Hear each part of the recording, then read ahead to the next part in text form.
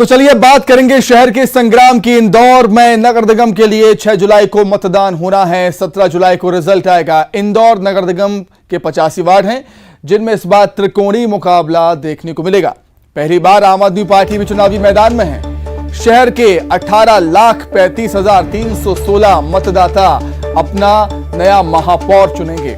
इस बार चुनाव के क्या मुद्दे रहेंगे, न्यूज़ 18 ने लोगों से बातचीत की है। आप भी देखिए। शहर के संग्राम में आज हम बात करेंगे देश के सबसे स्वच्छ शहर इंदौर की। इंदौर नगर निगम में 85 वार्ड हैं और यहाँ पर पिछले 22 साल से बीजेपी का मेयर है और परिषद भी बीजेपी की है। यहाँ के अगर वोटरों की बात की जाए तो 18,35,316 मतदाता इस बार चुनाव में भाग लेंगे। लेकिन इस बार मुद्दे क्या रहेंगे ये जानते हैं यहाँ की जनता से। जी बताइए, आपकी बार क्या मुद्दे रहेंगे इस चुनाव में? इस चुनाव के अंदर जो है शिक्षा और स्वास्थ्य का मेन मुद्दा रहेगा। जिस तरीके से दिल्ली और अन्य प्रदेश मेट्रोपॉलिटन सिटीज़ के अंदर शिक्षा के लिए वहाँ की सरकारों ने मुद्दा उठाया है। सरकारी स्कूलों को स्मार्ट स्कूल बनाने की कोशिश की गई है। यहाँ पे आश्वासन जरूर दिया गया है, किंतु उस सरकारी स्कूल को अभी तक स्मार्ट स्कूल की व्यवस्था नहीं की गई है। साथ ही स्वास्थ्य के लिए इन्होंने कहा था संजीवनी क्लिनिक हर वार्ड में खोलेंगे और मोहल्ला क्लिनिक भी खोलेंगे, किंतु आज की तारीख तक कई मोहल्लों के अंदर 85 वार्ड में मैं जहाँ तक समझता हूँ 10 या 12 वार्ड ऐसे होंगे जहाँ मोहल्ला क्लिनिक है, किंतु 70 से 72 वार्डों के अंदर अभी तक कोई भी मोहल्ला क्लिनिक नहीं है। शिक्षा और स्वास्थ्य मेन मुद्दा रहेगा इस बार। आप बताइए क्या मुद्दा रहने वाला है इस बार चुनाव में? देखिए, 3 वर्षों से इंदौर नगर निगम के चुनाव लंबित पड़े हुए हैं और सबसे बड़ा जो मुद्दा है इस समय जो आम जनता जो इस समय फेस कर रही है नगर निगम से, वो है भ्रष्टाचार का। भ्रष्टाचार इस समय चरम पर है। चाहे वो पीली गैंग का आतंक हो, अवैध अतिक्रमण तोड़ने के नाम पे वो बिना नोटिस दिए लोगों के मकान तोड़ दिए जाते हैं। फुटकर व्यवसायियों के साथ व्यापार करना आज परेशानी बन गई है। नगर निगम हॉकर्स जोन का निर्माण करना चाहिए था। बेरोजगारी आज चरम पर है जिस महंगाई की वजह, और बढ़ती हुई महंगाई के अंदर आम आदमी के पास रोजगार नहीं है, ना हॉकर्स जोन की व्यवस्था है। मेट्रो की बात की जाए तो ट्रैफिक की सबसे बड़ी समस्या है इंदौर शहर के अंदर, और ट्रैफिक के समाधान के लिए जो सरकारी ट्रांसपोर्ट की जो सुविधा होना चाहिए थी वो सुविधा पर्याप्त नहीं है। 5 साल से जो है भारतीय जनता पार्टी सिर्फ शिलान्यास और घोषणाएं कर रही है, लेकिन मेट्रो का काम अभी भी अधर में लटका हुआ है। तो भ्रष्टाचार और मेट्रो और पब्लिक ट्रांसपोर्ट सिस्टम एक सबसे बड़ा मुद्दा है। भ्रष्टाचार में मैं समझता हूँ सारे मुद्दे समायोजित हो जाते हैं, चाहे वो नाला टेपिंग की बात हो, साफ पेयजल की बात हो, स्ट्रीट लाइट की बात हो, फुटपाथों की बात हो, फुटपाथों का अवैध अतिक्रमण से मुक्त करने की बात हो। तो भ्रष्टाचार इस समय नगर निगम का चरम पर और यही सबसे बड़ा मुद्दा है इस समय। जी बताइए, आप बताइए आप क्या सोच रहे हैं? क्षेत्र में, हमारे क्षेत्र में यहाँ पे गंदे पानी की बहुत परेशानी है। क्षेत्र के लोग पानी के मारे परेशान हो रहे हैं अभी, और बिजली और लाइट के मारे भी परेशान हो रहे हैं। लाइट दिन में 8 से 10 बार, 15 से 20 बार जा रही है, और क्षेत्र के लोग सभी रहवासी, इंदौर का मध्य इलाका है ये, यहाँ पे जब पानी नहीं मिल रहा है, स्वच्छ पानी नहीं मिल रहा है, गंदे पानी से लोग बाग परेशान हो रहे हैं। नर्मदा का पानी नहीं आ रहा? नर्मदा का पानी ड्रेनेज के पानी ऐसा आ रहा है। बहुत सी जगह तो पानी ही नहीं आ रहा है, गंदा पानी आ रहा है पूरे क्षेत्र में इधर। तो आप शिकायत करने नहीं गए? शिकायत बहुत सी बार करी है, आते हैं गड्ढा करते चले जाते हैं। तो आपके चुनाव में मुद्दा रहेगा गंदे पानी की समस्या है पूरे क्षेत्र में इधर। आप बताइए, महिलाओं सुरक्षा के लिए तमाम बातें की जा रही, महिलाएं सुरक्षित हैं इंदौर में? सर बातें तो बहुत होती है महिला सुरक्षा के विषय में, और महिलाओं के लिए जो भी कार्य होते हैं अधिकांश कागजों पर ही होते हैं। और जैसा कि मैं देखती हूँ कि हर जगह बड़े बड़े चौराहे होते हैं, वहाँ पर शराब की दुकानें होती है, और वहाँ पर शराब की दुकानों के साथ में जो महिलाओं के साथ में छेड़छाड़, अत्याचार और कई प्रकार की महिलाओं को अवहेलनाएँ सुनने को मिलती है। वो सब चीज़ें मतलब आप सोचेंगे कि वो मुद्दा बहुत बड़ा मुद्दा है और उस पर काम भी होना चाहिए, और यही सबसे बड़ा मुद्दा रहेगा कि महिलाओं की सुरक्षा और महिलाएं सुरक्षित होना चाहिए। आप क्या चाह रही हैं? मैं यही चाहती हूँ कि ये जो शराब की दुकानें हैं इनकी लगातार निरंतर मतलब संख्याएं क्यों बढ़ रही है, शराब की दुकानें निरंतर क्यों बढ़ रही है? जहाँ 1 होना चाहिए वहाँ 2 हो रही है, 2 की 4 हो रही है। तो ये मतलब समाज को किस दिशा की ओर ले जा रहे हैं, कहाँ ले जा रहे हैं समाज को? महिलाओं के साथ क्या होगा? हर बड़े चौराहे पर अगर तुम शराब की दुकान रखोगे तो ये शराब की दुकान पे जो बाहर लोग रहते हैं वो शराब पीने के बाद में महिलाओं के साथ में क्या दुर्व्यवहार करेंगे? वहीं मार्केट है, वहीं शॉपिंग हॉल है, वहीं पे पूरा बाजार चल रहा है। महिलाएं ऐसा तो नहीं हो सकती कि भाई शराब की दुकानों से दूर रहकर मतलब सुरक्षित। मैं चाहती हूँ कि शराब की दुकानें बाहर हो, मतलब जो जहाँ मार्केट है, जहाँ पर सार्वजनिक ज़्यादा महिलाएं रहती है, उन जगह से दूर रहना चाहिए शराब की दुकानें। शराब की दुकानें मतलब बीचों बीच में जो स्थापित कर रखी है ना, वो गलत बात है। आप बताइए आपके क्या मुद्दे हैं जो आप इस चुनाव में उठाना चाहेंगे? मेरा तो एक ही मुद्दा है ट्रैफिक का। जिस हिसाब से ये श्रमिक इलाका है पूरा का पूरा, श्रमिक इलाके के अंदर ट्रैफिक की इतनी व्यवस्थाएं बिगड़ी हुई है कि जिसकी जहां मर्जी आती है वो गाड़ी खड़ी कर देता है। फुटपाथ पूरे कब्जे कर रखे हैं लोगों ने, उन पे अपनी दुकानें लगा रखी है। जहाँ पे चलना है लोगों को, वहाँ पे जब इन लोगों का अतिक्रमण हो जाता है तो फिर दूसरा आम आदमी कैसे चलेगा सड़कों पे। तो इसलिए मैं चाहता हूँ कि कम से कम ट्रैफिक का मुद्दा तो होना ही चाहिए और करना भी चाहिए। किस तरह का ट्रैफिक आप चाहते हैं? मैं नियमावली से बने, यहाँ पर सिग्नल लगे, यह श्रमिक इलाका है, यहाँ पे सिग्नल लगे, कम से कम आदमी एक अपनी स्पीड में निकले और अपनी स्पीड में सारी व्यवस्थाएं जमाए हो। आप क्या कहना चाहोगे, क्या मुद्दे रहेंगे इस बार? मेरा कहना यह है कि अगर यहाँ पर कोई प्रत्याशी किसी प्रकार का चुनता है, अपने वार्डों के अंदर किसी प्रकार की समस्याओं को हल नहीं करता है और देख के जनताओं को विश्वास देता है, उसके बाद में यदि जाते हैं उसके पास में तो कोई समस्या, बिजली है, पानी है, अनेक समस्याओं से ग्रस्त रहता है वो, और उसके कारण उसको देता है तो बोला आश्वासन देकर अलावा इसका कुछ नहीं। अच्छा, नगर निगम ने तमाम प्रयास किए हैं और यही वजह रही कि स्वच्छता में लगातार नंबर 1 भी आ रहा है। कैसी है शहर की सफाई, आप बताइए। शहर की सफाई तो सिर्फ कागजों पे चल रही है। जब पहला नंबर जब ले लिया है उसके बाद भी सफाई ढंग से नहीं हो रही है और कागजों पे सब पहला नंबर हुआ है। गंदे पानी की समस्या बहुत है और जनता आपकी से टंकी जो आती गैस की टंकी, उसका बदला टंकी का लेगी जनता बस। आप बताइए और क्या मुद्दे हैं आपके? निसंदेह अभी इस बार जो है स्वास्थ्य, शिक्षा और यहाँ पे जो शिक्षा और यही सबसे बड़ा मुद्दा है। और लोगों को, क्योंकि स्वच्छता का तो हमने नंबर 1 का टैग ले लिया है, पर ट्रैफिक एक बहुत बड़ी समस्या है इंदौर शहर के अंदर। जो लोग जाम के अंदर फंस जाते हैं, यहाँ पे एम्बुलेंस भी नहीं निकल पा रही है, वो ट्रैफिक का एक सबसे बड़ा मुद्दा तो है ही सही। साथ ही स्वास्थ्य और शिक्षा, जैसे कि मेरी बहन, छोटी बहन ने अभी एक शराब का भी उठाया।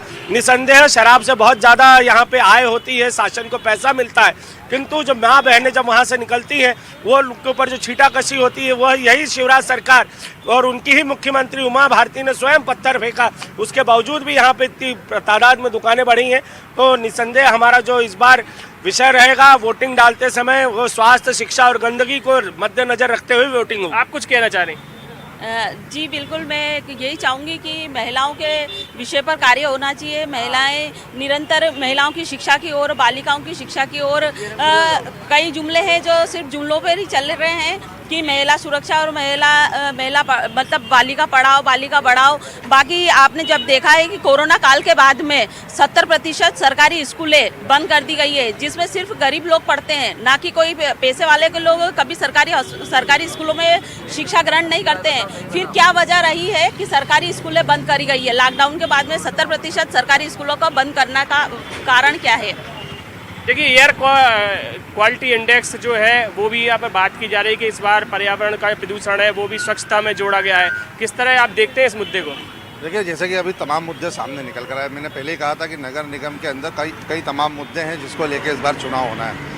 सबसे बड़ी बात यह है कि 74वें-75वें संशोधन के बाद में पंचायत और नगर निकायों को पूर्ण अधिकार मिला गया था। लेकिन इंदौर का दुर्भाग्य है, मान लीजिए 17 वर्षों के भारतीय जनता पार्टी में इंदौर नगर निगम कहने के लिए स्वतंत्र इंडिपेंडेंट बॉडी है, पर वास्तविकता ये है कि अभी भी वो राज्य सरकार के अधीन है। और वही राज्य सरकार के ऊपर आज 31 लाख हजार करोड़ से ऊपर का कर्जा हो चुका है, यानी प्रति व्यक्ति 50,000 के लगभग कर्जा पहुंच चुका है।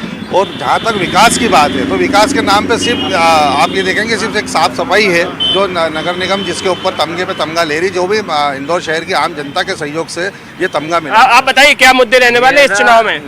मेरा तो एक ही निवेदन है मध्य प्रदेश सरकार से कि ये दारू की जितनी दुकानें इतने बढ़ा दिए शहर के अंदर, वो बंद की जाए। सबसे बड़ा निवेदन मेरा यही है यहाँ जोड़ के मध्य प्रदेश सरकार से।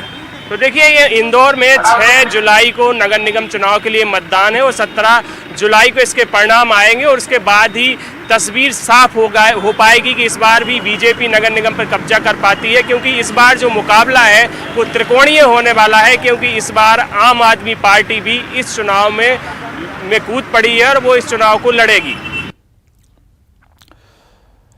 आमतौर पर किसी भी शख्स की राजनीतिक जीवन की शुरुआत 2 जगहों से मानी जाती है, एक कॉलेज, दूसरी नगर पालिका से।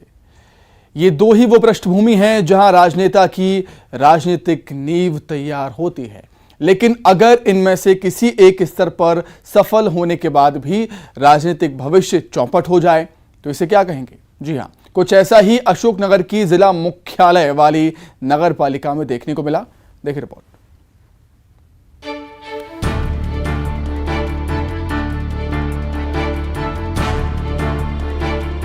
अशोकनगर की नगरपालिका काफी पुरानी है। 1948 में बनी इस नगरपालिका में अब तक 32 प्रशासक और 18 अध्यक्ष रह चुके हैं। अब इसे मिथक कहा जाए या आम धारणा, लेकिन एक चर्चा जरूर लोगों के जहन में है कि इतने सारे अध्यक्ष इस नगरपालिका में रहे, लेकिन यहाँ के बाद फिर वे किसी बड़े राजनीतिक पद पर सुशोभित नहीं हो सके। अपवाद के रूप में 2 लोगों को छोड़ दिया जाए तो बाकी 16 कहीं न कहीं राजनीतिक और जनता द्वारा चयनित जनप्रतिनिधि के तौर पर छाप नहीं छोड़ पाए। 1948 से अब तक के सफर में 2 महिलाओं ने भी नगर की प्रथम नागरिक के रूप में शहर का प्रतिनिधित्व किया, लेकिन वर्तमान में गुमनाम सी ही मानी जाएंगी। और वहीं दूसरी और अब तक की आखिरी अध्यक्षा का कुछ समय पहले असमय निधन हो गया। बहरहाल कुल 18 अध्यक्षों में से महज 2 ही दोबारा जनता द्वारा पसंद किए गए। इनमें से एक थे मुल्तान मल सुराना, जो विधायक बनकर आए, और दूसरे सफल व्यक्ति जजपाल सिंह, जो 2 बार नगरपालिका अध्यक्ष के रूप में जनता द्वारा चुने गए और फिर दोबारा अब अशोकनगर विधानसभा का प्रतिनिधित्व कर रहे हैं। इन 2 को छोड़कर जनता ने किसी को दोबारा मौका नहीं दिया। इस मामले में लोगों के अपने अपने मत हैं। वरिष्ठ पत्रकार इसे किस नजर से देखते हैं, सुनिए। ये मिथक कह सकते हैं, किंवदंती भी कह सकते हैं, या राजनीतिक जो जिस तरह से जो है भौगोलिक व्यवस्थाएं हमारी हैं। अशोकनगर अपने आप में स्वतंत्र जिला न होने के कारण राजनीतिक नेतृत्व उतने प्रखर तौर पर नहीं था। और अब तक के जितने लोग देखेंगे तो जिसमें 18 नगरपालिका अध्यक्ष और बीच बीच में प्रशासक आए, तो ऐसा भी नहीं कह सकते कि सबके सब असफल रहे, पर एक ऐसा माना जाता है कि जो अध्यक्ष बन गया या उपाध्यक्ष बन गया वो कोई लंबी पारी नहीं खेल पाया है। वहीं खुद नगरपालिका में उपाध्यक्ष रह चुके और दमदार राजनीति करने वाले नीरज मनोरिया इस मिथक को सिरे से नकारते हैं। देखिए, सबसे पहले तो मैं ये बात बिल्कुल सिरे से नकारता हूँ कि राजनीतिक क्षेत्र में काम करने वाले लोगों को बहुत मौका मिलता है। जनता के बीच में काम करने वाले आदमी को जनता नकारती नहीं है।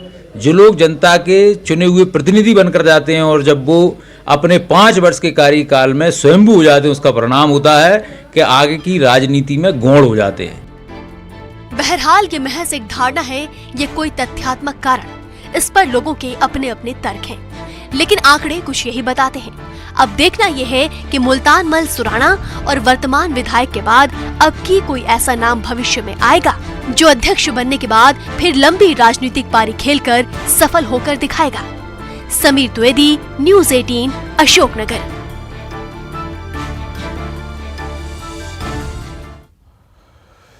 दतिया नगर पालिका चुनाव को लेकर जिले में सियासी सरगर्मी तेज हो गई है। बीजेपी और कांग्रेस दोनों ही दलों ने प्रचार अभियान तेज कर दिया है। हालांकि दोनों ही दलों ने अब तक अपना घोषणा पत्र तैयार नहीं किया।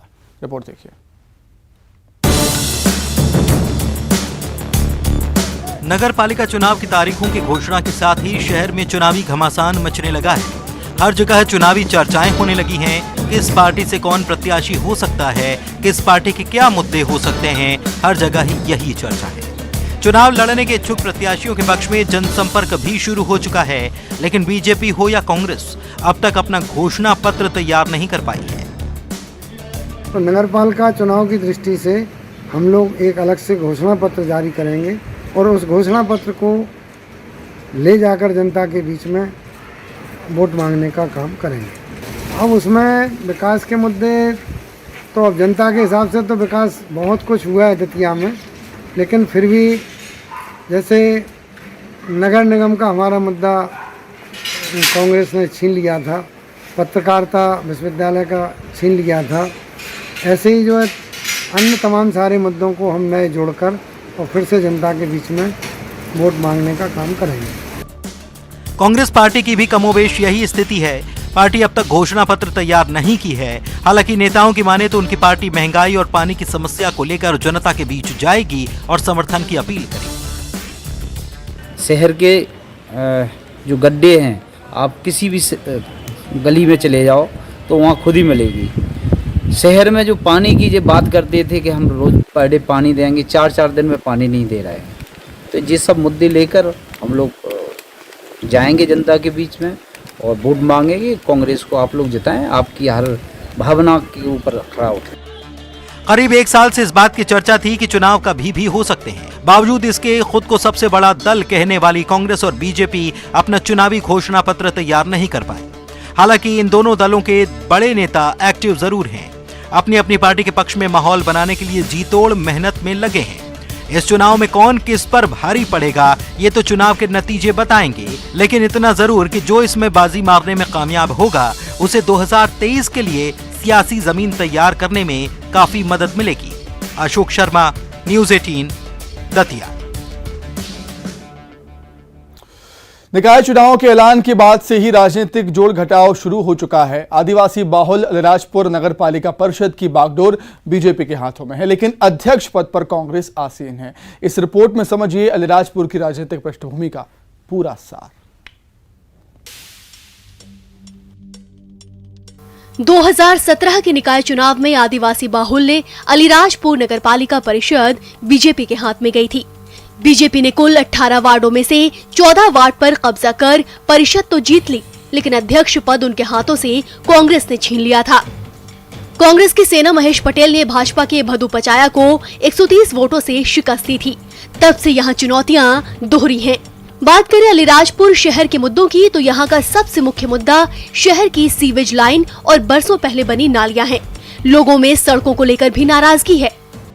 यहाँ पे पानी भरा रहता है हमेशा, बारिश में, गर्मी में, ठंड में 12 महीने पानी भरा रहता है। मच्छर होते हैं, बीमारी फैलती है, गंदगी होती है। कुछ भी निकालो थोड़ी देर बाद फिर भर जाता है। कुछ निकासी नहीं है इधर का।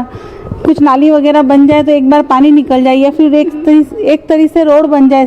अलीराजपुर जिला बन चुका है। नगर पालिका को यहाँ हार्वेस्टिंग मतलब नगर जो बरसात का पानी है वो जमीन में उतारने के लिए भवन के निर्माण की अनुमति तो देती है, परंतु हर मकान मालिक से भवन जो बरसात का पानी है उसको जमीन में उतारा जाना चाहिए, क्योंकि आज की तारीख में भारत में क्या है, विश्व में पानी की बहुत कमी होगी और अलीराजपुर का वहाँ जो पानी का घनत्व नीचे जा रहा है तो कम से कम उससे निजात मिलेगी। वहीं कांग्रेस कहती है कि वर्तमान में नगर पालिका में काफी अव्यवस्था है। बीजेपी की परिषद में न तो स्वच्छता पर ध्यान दिया गया, न सीवेज पर। आगामी चुनाव में वो बीजेपी परिषद की नाकामियों को लेकर मैदान में उतरेगी। भारतीय जनता पार्टी ने अपने वचन पत्र में, पिछले वचन पत्र में कहा था कि नगर का मध्य से बहने वाला जो नाला है इस पे हमको आजाद प्लाजा बनाना है।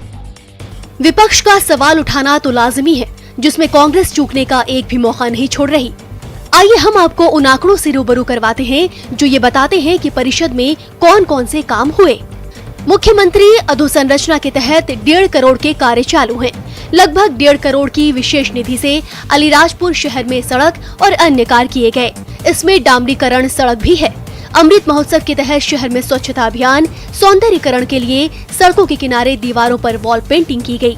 वहीं शहर की 3 मुख्य पुलियाओं को सुंदर बनाकर पौधे लगाकर सेल्फी पॉइंट बनाए जा रहे हैं। वर्तमान में अलीराजपुर नगर पालिका में काफ़ी अव्यवस्था चल रही है। ना तो सफाई ढंग से हो रही है, गटरों की हालत खराब है और गटरें तो मेरे हिसाब से इतनी जर्जर हो चुकी है कि सबसे प्राथमिकता का। और ये जो सड़कें बना रहे हैं ये भी सीमेंटीकरण बढ़ रही है, जिससे कि क्या होता है कि गर्मी ज़्यादा होती है, जबकि डामरीकरण का काम होना चाहिए वो हो नहीं रहा। जो काम बाकी हैं, यानी कि परिषद के होने वाले बड़े कार्य कौन से हैं, उस पर भी नजर डालते हैं। एसडीआर से शहर का मुख्य नाला, पंचेश्वर धाम मंदिर के समीप से निकलने वाले नाले की रिटर्निंग वॉल, जो कि 1 करोड़ 80 लाख से बननी है। फिलहाल ये योजना शुरू नहीं हुई है। स्कीम अमृत 2.0 वर्तमान में पालिका प्रतिदिन 2.70 MLD पीने के पानी की सप्लाई कर रही है। अमृत योजना होने पर ये क्षमता 8 MLD प्रतिदिन हो जाएगी। ये प्लानिंग 2055 तक काम आएगी। फिलहाल इसका शहर में सर्वे किया जा रहा है, जो 26 करोड़ की योजना है। 24 लाख रुपए की लागत से शहर में 2 सुलभ शौचालय बनाए जा रहे हैं। प्रधानमंत्री आवास योजना में शहर में 1360 आवास का सैंक्शन हुआ और 600 आवास बने। वहीं 144 आवास बनना अभी बाकी हैं। वहीं नई मंजूरी 557 आवास को मिली है। हमने एक टेंडर स्वीकृत किया है। नगर के लगभग मार्गों के डामरीकरण का 1.5 करोड़ रुपए की लागत से स्वीकृत होगा। नगर के लगभग हमने मुख्यमंत्री अधोसंरचना तृतीय चरण में सीसी रोडों का लगभग नीचों के लिए सुरेन उद्यान का एक शानदार सौंदर्यीकरण का कार्य चल रहा है और माननीय मुख्यमंत्री जी द्वारा 50 लाख रुपए का अनुदान दिया जा रहा है। जिस अब एक नजर डालते हैं यहाँ सीटों वोटों के समीकरण पर। तो यहाँ कुल मतदाता 23,153 हैं, जिनमें पुरुष मतदाता 11,427 और महिला 11,723। वार्डों की संख्या 18 है तो केंद्र 32, बीजेपी के पार्षद 14 हैं तो कांग्रेस के 4 पार्षद हैं। सीधा प्रताप ब्रिज से जुड़ेगा, जिससे कि नगर के लोगों को एक नई सुविधा प्राप्त होने वाली है। दूसरा